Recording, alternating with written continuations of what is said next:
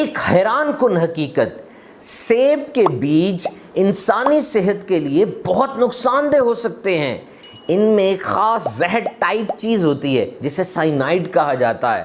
بہرحال اگر 150 سیب کے بیج کرش کر کے کھائے جائیں تو بہت زیادہ نقصان ہو سکتا ہے۔ ایک سیب میں 5 سے 8 بیج ہو سکتے ہیں۔ ویسے سیب صرف پھلوں کا نہیں بلکہ کھانوں کا بادشاہ ہے، بہت غذائیت ہوتی ہے اس میں۔ کہا جاتا ہے an apple a day keeps the doctor away۔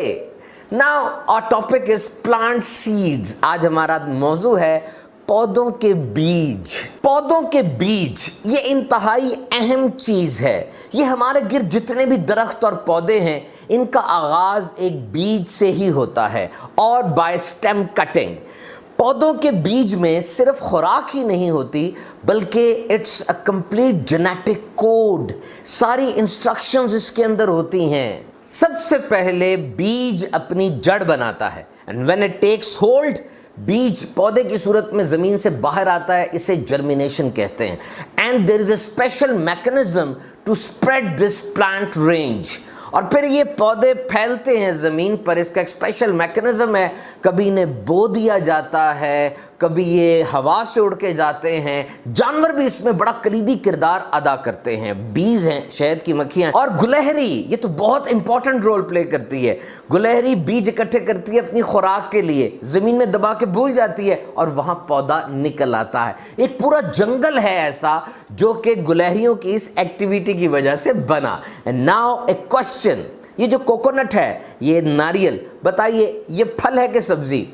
Technically یہ نٹ میں بھی آتا ہے، نٹس کے اندر پھل بھی ہے اور بیج بھی ہے، اتنا بڑا بیج، لیکن بڑے ہونے کے اعتبار سے یہ دنیا کا دوسرا بڑا بیج ہے۔ سب سے بڑا بیج وہ کوکوڈرمر کا ہے اور اس کا وزن 18 کلو ہوتا ہے، بہت نایاب ہے۔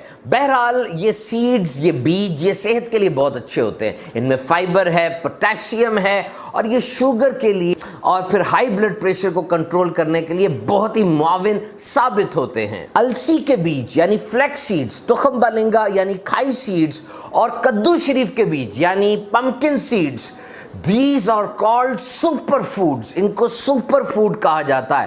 Omega 6 fatty acids, fibre, calories, non saturated fats, کیا نہیں ہے ان میں، بہترین چیز ہے یہ کھانے کے لیے۔ اور اب ایک حیران کن بات آپ سے شیئر کروں، دنیا میں 1700 جین بینک ہیں۔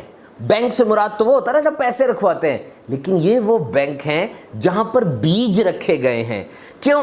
اس لیے کہ دنیا میں اگر کوئی بڑی تباہی یا کوئی ایسا ڈیزاسٹر آ جاتا ہے تو یہ بیج محفوظ رہ سکے۔ ان میں سب سے بڑا بینک وہ نارتھ پول پہ ہے جو بہت شدید ٹھنڈ میں واقع ہے۔ یہاں پر 45 لاکھ مختلف فصلوں کے 2.5 ارب بیج ہیں جو 13,000 سال کی جو زرعی تاریخ ہے، انسانی تاریخ، اس سے متعلق ہیں۔